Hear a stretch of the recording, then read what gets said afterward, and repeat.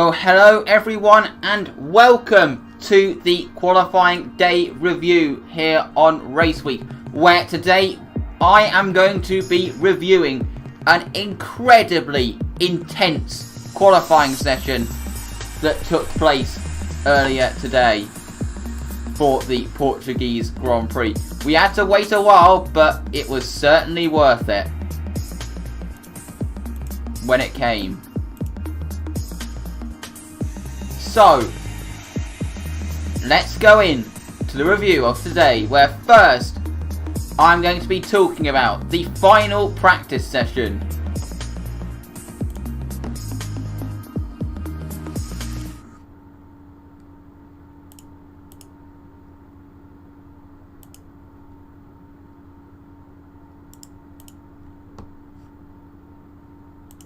Appeared that for whatever reason the thing did not play. But here is... But talking about the third practice session,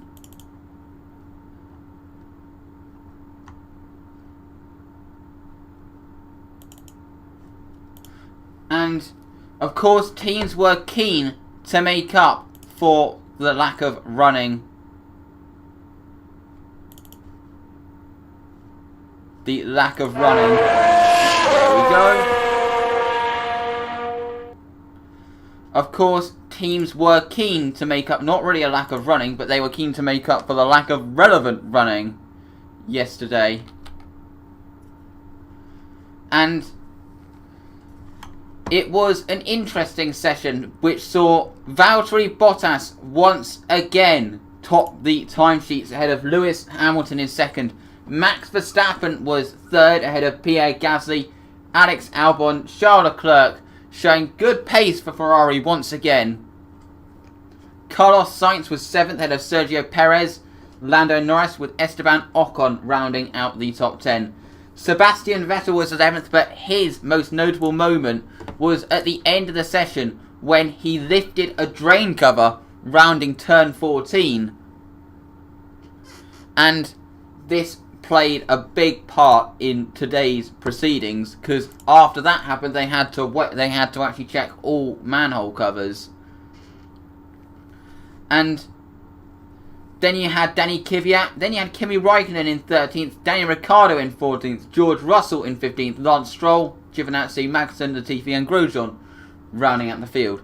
So that is the order of practice 3. So the teams hadn't got all the running, but whether they liked it or not, it was now time for qualifying.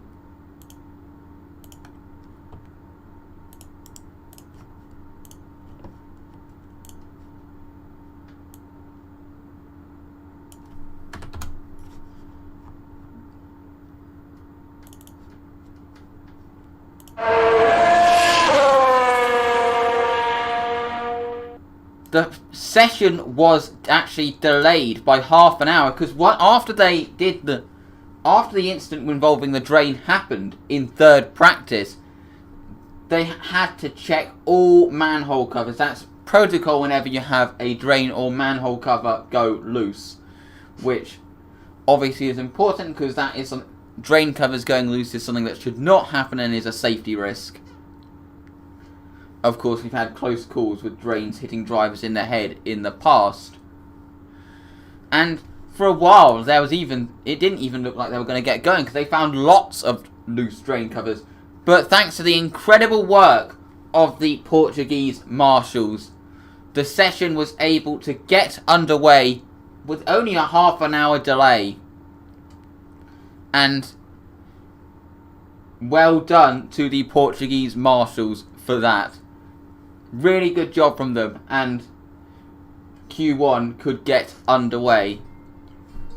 And once again, we saw some Q1 heroics from George Russell. He managed to make a last gasp effort to make it into Q2 once again. And he is now becoming a regular fixture of Q2 these days now. It would actually be a bit of a shock if he didn't make it these days. Out of the first qualifying session, his appearance in Q2 came at the expense of Kimi Räikkönen, who was balked down to 16th place. Ahead of Antonio Giovinazzi in 17th. Then you have Romain Grosjean in 18th. Ahead of Kevin Magnussen and Nicholas Latifi rounds out the grid. And then we had Q2, where the interesting thing in Q2 was both Mercedes went onto the medium tyres, but even more intriguingly, both Ferraris went onto the medium tyres. And that showed a bit of confidence for them. They really have improved in the past couple of races. But it did not work out for Sebastian Vettel, as he will start in 15th. He qualified in 15th behind George Russell, who will start in 14th.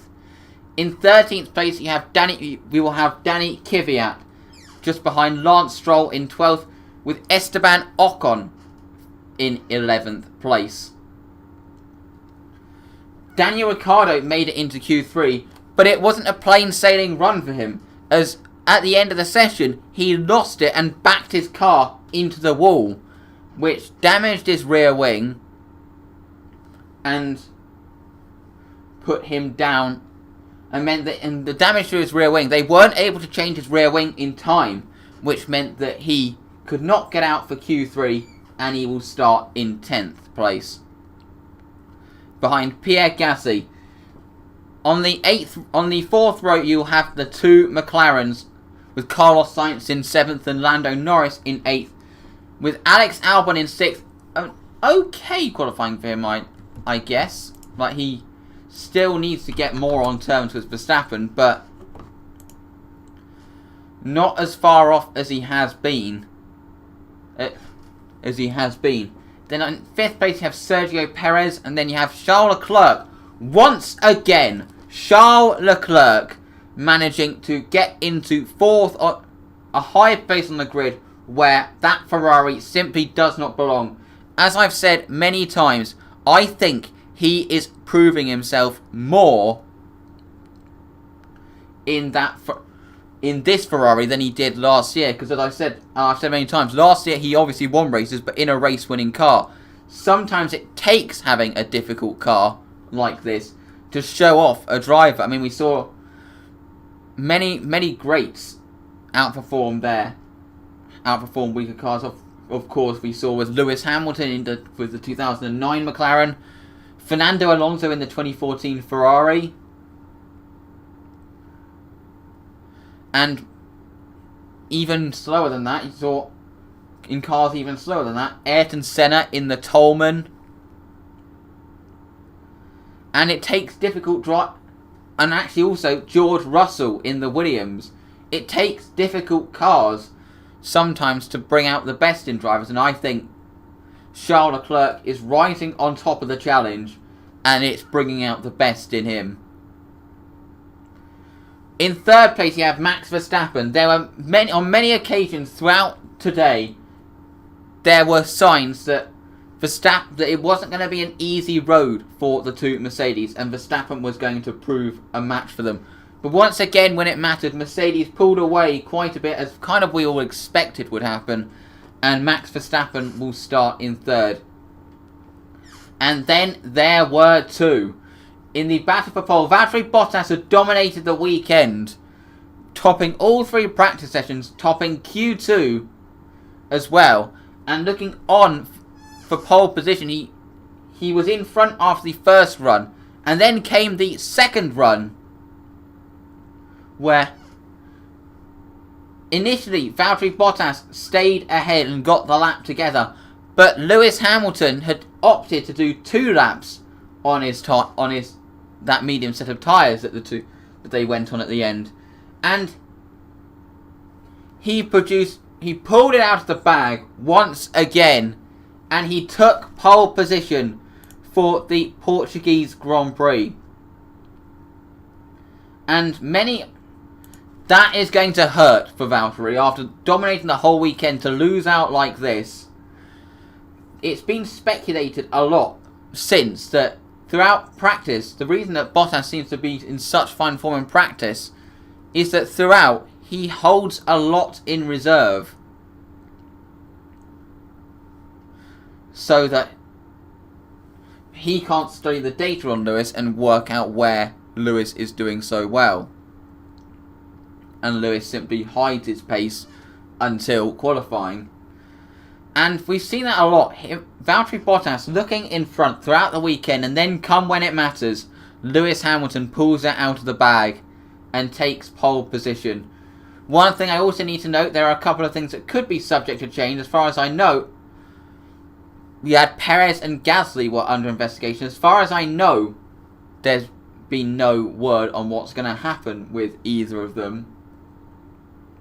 Nor have we even seen the incident, actually, which has got them caused this investigation. But of course there could be a penalty coming through.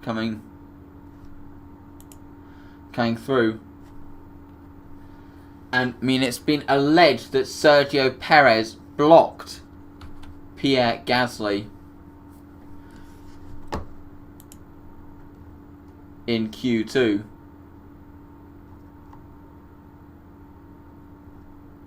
That's what it's been alleged.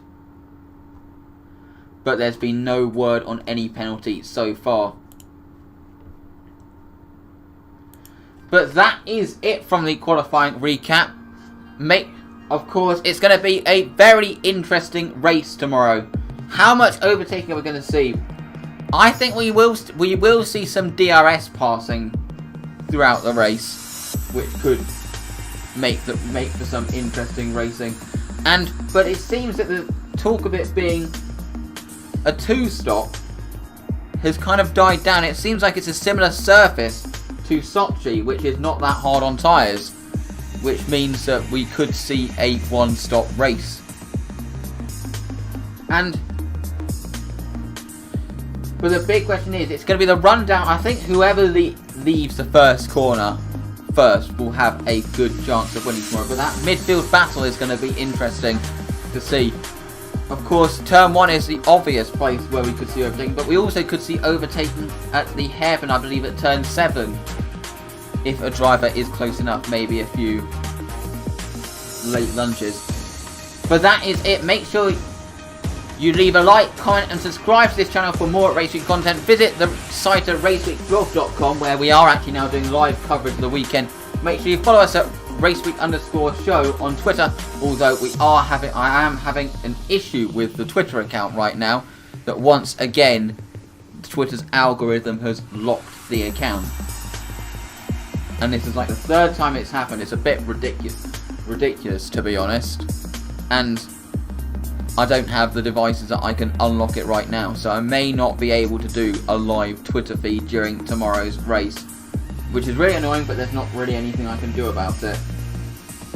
But hopefully I'll have that Twitter account back up and running pronto. Thank you very much for watching, and we'll see you tomorrow for the race review. Goodbye.